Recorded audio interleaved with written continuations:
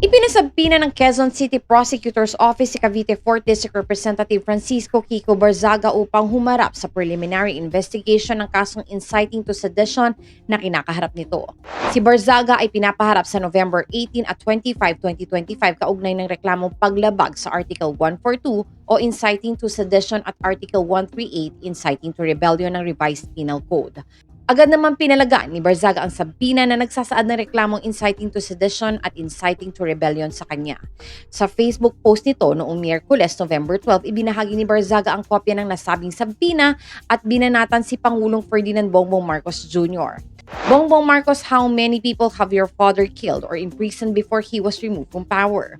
Diin pa niya, this will not stop us, this will only make the revolution stronger. Dagdag pa niya. Mababasa sa naturang kopya ng sabina na mula ito sa Office of the City Prosecutor ng Quezon City. Pinapaharap nito si Barzaga sa darating na November 18 at November 25 ganap na alas 3 ng hapon kaugnay ng isasagawang preliminary investigation sa mga nabanggit na reklamo. Nakasaad na ang naghain ng mga reklamo laban kay Barzaga ay si Police Captain Aaron Blanco ng Criminal Investigation and Detection Group Major Crimes Investigation Unit ng Philippine National Police. Kinumpirma ng PNP Criminal Investigation and Detection Group at ng Department of Justice na sinampahan ng reklamong kriminal si Cavite Congressman Francisco Kiko Barzaga. Kaugnay ito ng sumiklab na karahasan sa Maynila sa protesta kontra korupsyon noong September 21.